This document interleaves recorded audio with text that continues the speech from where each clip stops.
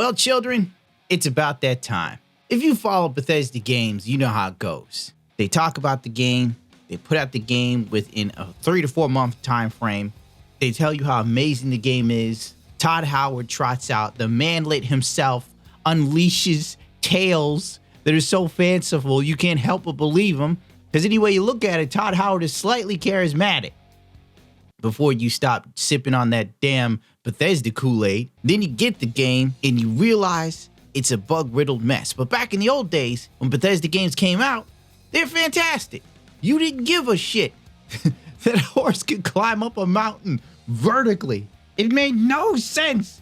The horse defied the laws of gravity. The horse was more sure-footed than the goats in the game.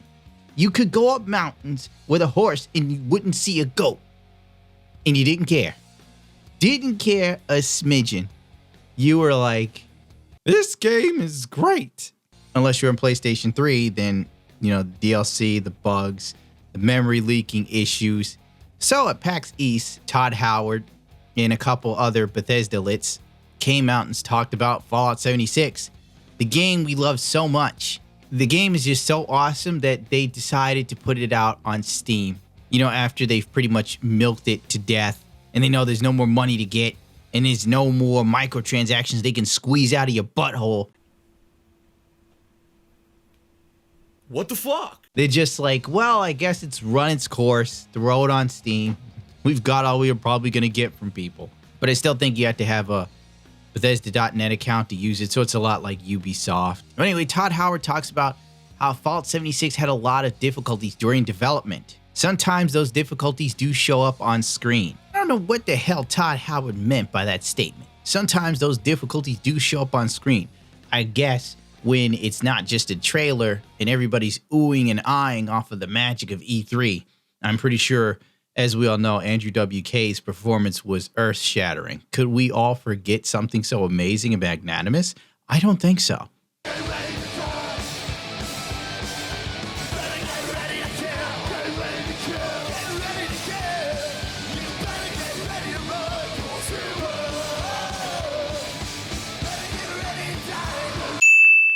But all jokes aside, when it's not a controlled trailer with cinematics done and there's no glitching, there's no stuttering, there's no enemies popping in randomly, the truth comes out the second people get the damn game.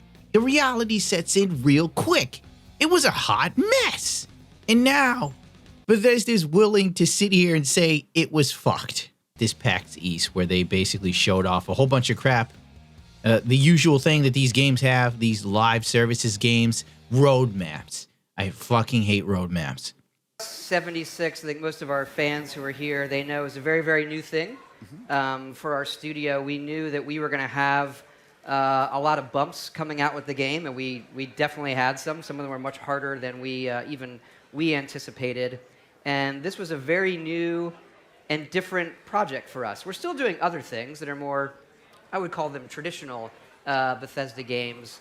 But this one, you know, to be honest, we had a lot of difficulties during development. And sometimes those difficulties do show up on the screen. You never want them to. We grew the studio. We're in 4 different studios now in North America.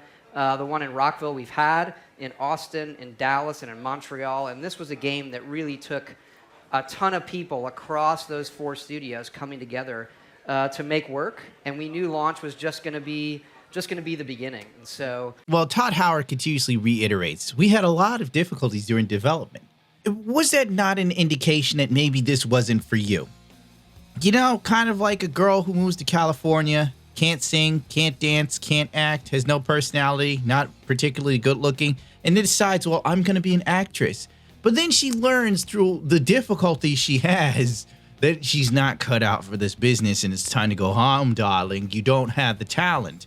I mean, really, Bethesda just went hog wild. You know, Bethesda ran high on the simple fact that everyone usually gives Bethesda a pass. Bethesda is the only developer that can put out games that are bug-riddled fuckfests. And everyone's just like, it's Bethesda.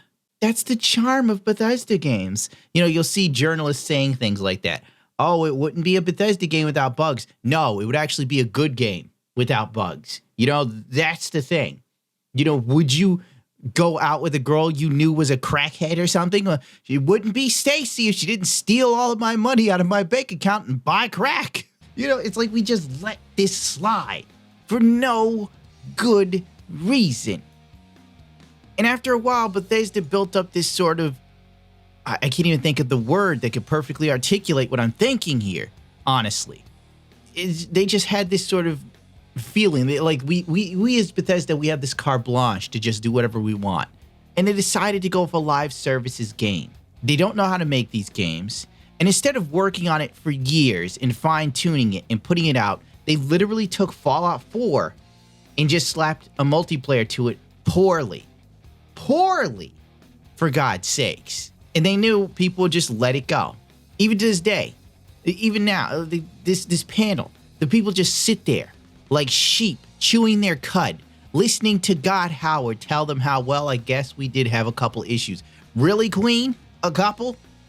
The fact that you guys couldn't even put in, what was it, the 21:9 aspect ratio, but literally all anyone had to do was type it in on the INI file, and then when Bethesda goes, we've added 21:9, they literally did the same thing everyone else did on day one. They just changed the godforsaken INI file and then pretend it's a patch.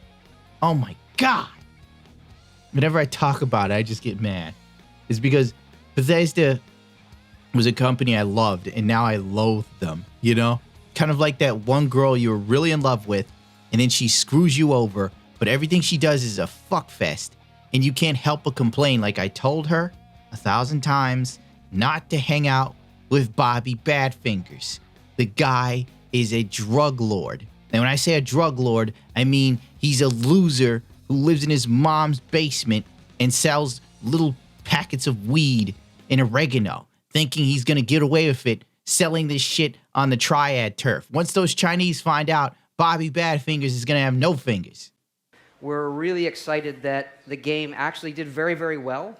We have a huge, millions of players, great player base in this game, giving us tons of feedback. What does telling us you have 4 studios mean? I recall Todd Howard telling GameSlice that all of Bethesda was working on Fallout 76. We have a great team. Yeah. And I've worked with a lot of these people. The average time is over a decade, and they really know their stuff. So it doesn't take me kind of digging in the weeds on everything. Yeah. I tend to spend my time up front when we're doing a game, creatively, what is this going to be? And then as it's coming in, Fallout 76 right now is dominating our studio's bandwidth because that's the game that's coming out, and we have more people on that project than we've ever had on any project. But then the mobile game, Blades, is it's amazing. It really doesn't, because frankly, Fallout 76 is a trash heap. It's like the game that told you exactly what Bethesda thought. That shows you, like, if you want to see how much Bethesda really cares about their games, play Fallout 76. That's all there's to it. I just don't know how anybody can sit here and play this and then pretend it's fine and pretend it's acceptable. It was such a half-baked product. And now they finally admit it was half-baked. A year later, right before they're launching it on Steam. It really doesn't matter that it's going on Steam, but to me that says like they finally got all the money out of the whales, all the people they knew they could really just squeeze some cash out of, and now they're just throwing it to Steam because they don't care anymore. It's like, whatever we get now is a bonus. We've got all we're going to get out of this little horse. Let's put it out to pasture soon. The game went on sale within days. Anyway, I should move on. Later on in this crappy interview, you just hear the Bethesda workers tell you lame stories about how cool the game was or whatever. And they basically focus on supposed stories they got from players in Reddit that were really happy with the game. It's cherry picking. It's what they did this whole way through, and it's kind of sad. Later on, they talk about their roadmap. And as you can tell, I'm tired already, because I sat and watched this for a while, and I just got lethargic. Because as soon as they pulled out their 2019 roadmap, I just tuned out. Because it's the typical thing with these live services games. Oh, well, here's the roadmap for all the content you'll be getting down the road. We want you to stay somewhat hooked. We're hoping we'll put out something to keep you engaged in this crap. They even talked about mechanics they're adding. I don't even want to listen to it again. I should have wrote it down to be more professional. Some bullet points. But the second Todd Howard started talking about mechanics they were going to put in the game, I immediately knew as soon as he said it. I was like, oh my God, this is going to be broken. It's going to come out and it's going to be a mess. There'll be a litany of Fallout 76 crap stories as soon as these launch. So we got another year of this most likely. Wild Appalachia, Nuclear Winter, Wastelanders. You can get backpacks. One guy got really happy and squealed like a pig. That's good. Yeah, 2 new dungeons and things I don't want to spoil, so I think I'll stop there. I think backpacks is one of the things Oh, I'm yes. looking forward to. Yeah, backpacks. Good way to. Yeah, backpacks. I think that's going to be really fun. Ending and the decoration mode for camps. Looking forward to that. It really will allow people to really personalize their camps more, turn them more into more of a social hub with the player vending, so people will come to you. And I guess if you're not playing survival mode, then actually buy things from you.